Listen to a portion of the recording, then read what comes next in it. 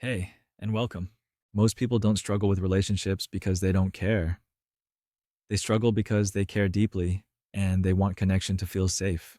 But a good relationship isn't only about chemistry or luck, it's about skills, it's about patterns, it's about what we learn to expect from closeness and what we learn to do when closeness feels risky. And that includes the relationship we have with ourselves, because the way you speak to yourself becomes the emotional climate you bring into every relationship. In this video, we'll explore what it means to enter healthy relationships, romantic, platonic, and with yourself, without perfectionism, without pressure, and with more clarity than fear. Chapter 1: What healthy relationship actually means. A healthy relationship is not one where you never feel triggered, insecure, or misunderstood. It's one where these moments can be held, not weaponized. A simple definition: a healthy relationship increases your capacity. You feel more stable, more human, more like yourself over time, even when things aren't perfect. 1. Safety over intensity. Many people confuse intensity with love. The highs, the uncertainty, the dramatic pull, those can feel like real connection, but often, intensity is just your nervous system activated. It's not always a sign of compatibility. Sometimes it's a sign of familiarity, repeating old patterns. A healthy relationship doesn't constantly feel like a test. It feels like a place you can exhale. 2. Mutuality, not chasing. Healthy connection has flow in both directions: effort, care, curiosity, responsibility. If you're always chasing, explaining, proving, waiting, it may not be love. It may be your system trying to earn what should be freely given: basic respect. Mutuality can be quiet. It can look boring compared to chaos, but boring is often what safety feels like when you're used to survival. 3. Boundaries are not walls. Boundaries are not punishments. They are instructions for how to stay connected without losing yourself. A healthy relationship includes the ability to say no without fear, the ability to hear no without punishment, the ability to repair after conflict. If someone can't respect your boundaries, they're not meeting you. They're meeting the version of you that doesn't take up space. 4. The relationship with yourself sets the baseline. If your inner voice is cruel, relationships can become a place to prove you're worthy. If your inner voice is supportive, relationships become a place to share life, not earn permission to exist. A good relationship with yourself means you treat yourself as someone you don't abandon. Chapter 2: How to choose people and patterns more wisely. Entering the right relationships isn't about finding flawless people. It's about learning to recognize patterns early, before attachment turns red flags into excuses. Here are a few gentle indicators to watch. 1. Look for consistency, not potential. Potential is intoxicating, but relationships are not built on who someone could be. They're built on who someone repeatedly chooses to be.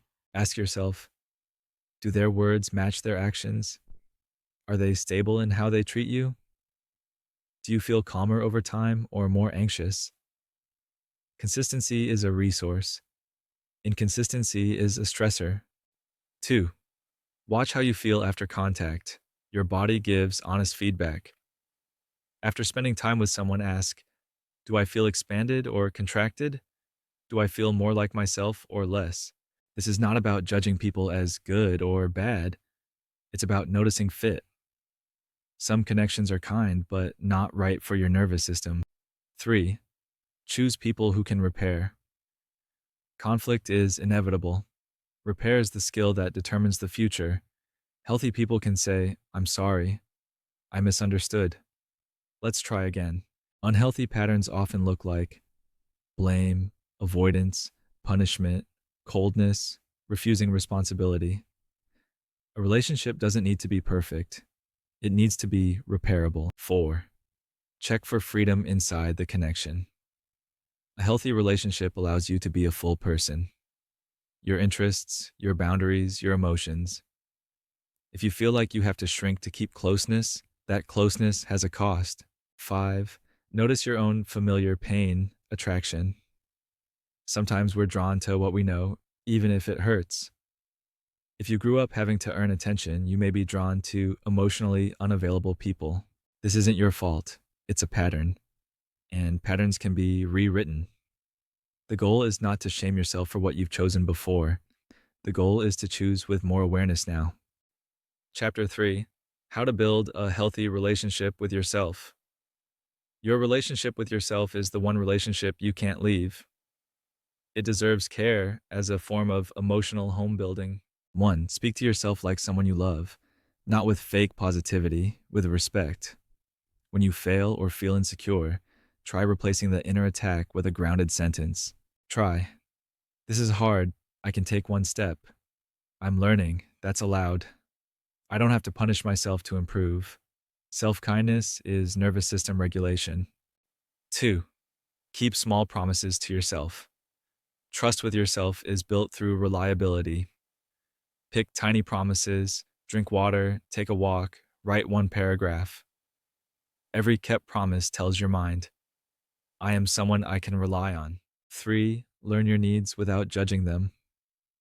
Many people enter unhealthy relationships because they don't know what they need, or they're ashamed of needing. Needs are human. Ask, what helps me feel safe? What helps me feel seen? What drains me? What kind of communication calms me? Clarity is protective. 4. Practice boundaries with yourself first. A powerful boundary is internal. I don't scroll when I'm raw. I don't chase people who confuse me. I don't negotiate my basic dignity. 5. Enter relationships slowly on purpose. If you tend to attach quickly, try a different rhythm. Slow is not fear. Slow is wisdom. A metaphor where you don't build a house by placing the roof first. You build a foundation, then walls, then shelter. Healthy relationships are built by being honest, consistent, and kind. And the relationship with yourself is where it begins. Because when you treat yourself with respect, you start choosing people who respect you too. Not always instantly, but steadily. So if you take one small step after this video, let it be this. Choose one way to show up for yourself this week. Small, real, repeatable. Because the right relationships don't start with a dramatic moment. They start with a quieter decision. I won't abandon myself, and I won't build closeness where I have to disappear. Are there specific topics you're interested in, or a particular question you'd like answered in your life? Let me know in the comments. Subscribe now and join me on your journey toward more clarity and inner strength.